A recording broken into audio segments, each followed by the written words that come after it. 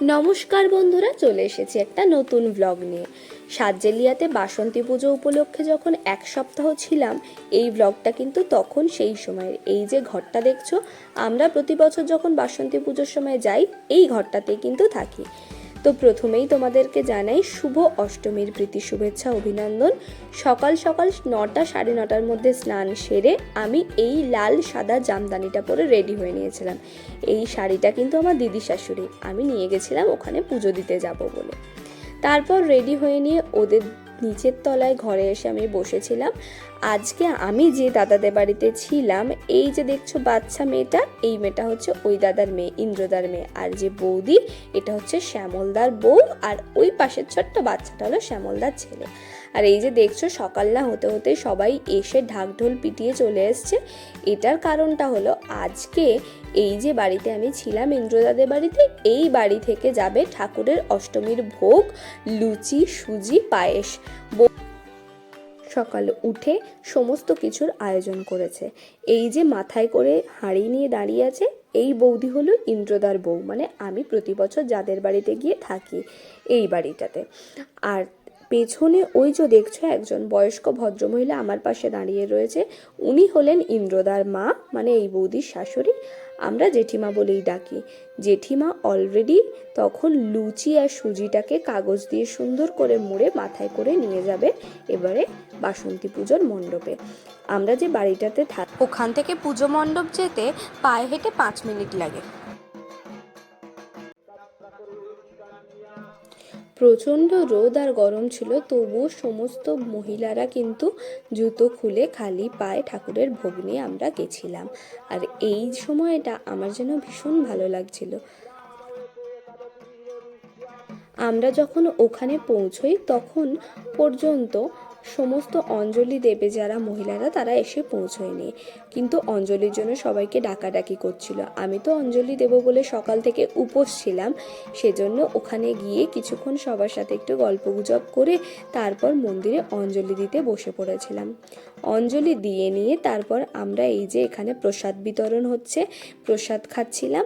আর তারপরে আমরা সবাই মিলে, যেহেতু সকাল থেকে খাওয়া দাওয়া হয়নি, তাই ইন্দ্রদাদেরই একটা চায়ের দোকান রয়েছে, সেখানে গেছিলাম।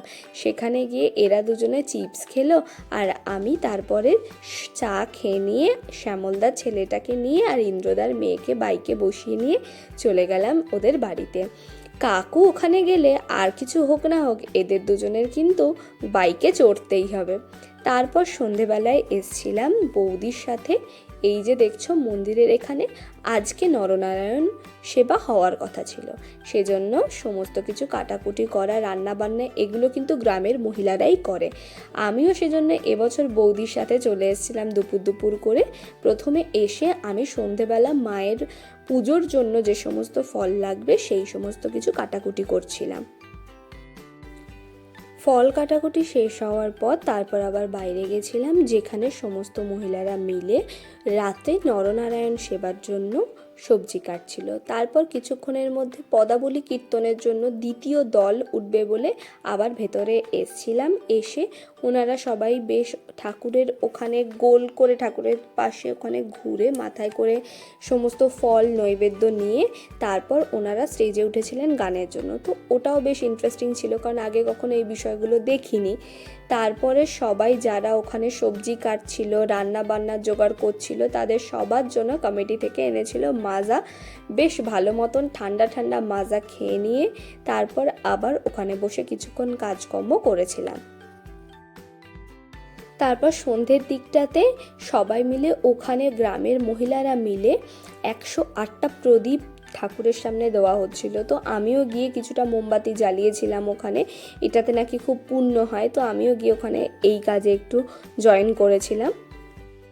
আমি যতক্ষণ ওখানে ছিলাম ও ইন্দ্রদাদের বাড়িতেই ছিল, কারণ ওদিনও অফিস যায়নি, তো ল্যাপটপে বসে কিছু কাজ করছিল অফিসে।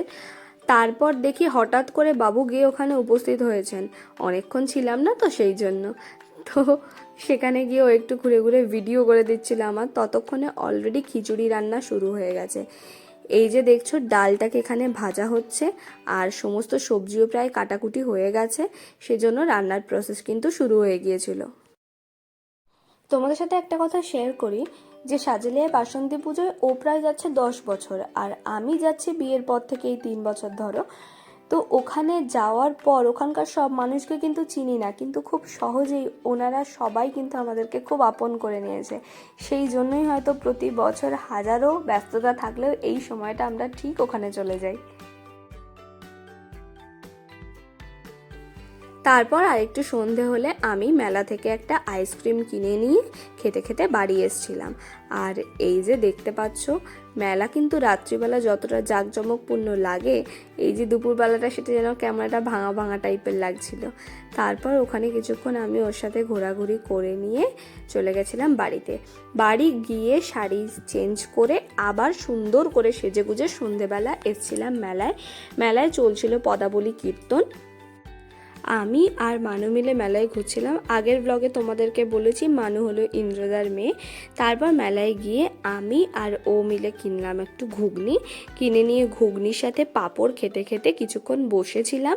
তারপর একটু ঘোরাঘুরি করছিলাম এদিক ওদিক। লোকজন তখনও পর্যন্ত খুব একটা আসেনি, আসলে কমিটির মেম্বার তো আমরা, সেই জন্য আমরা সন্ধেবেলা থেকেই গিয়ে মেলা প্রাঙ্গণে বসে থাকি।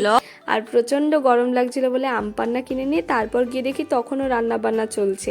আর আমিও একটুখানি সেই সুযোগে খুন্তি ধরে রান্নাবান্না করে নিলাম। এত বড় কড়াইতে কোনো দিন রান্না করিনি, তো সেজন্য একটা দারুণ মজা হচ্ছিল যে প্রথমবার এরকম একটা এক্সপিরিয়েন্স, এরকম এত বড় কড়াইতে উনুনে রান্না করার।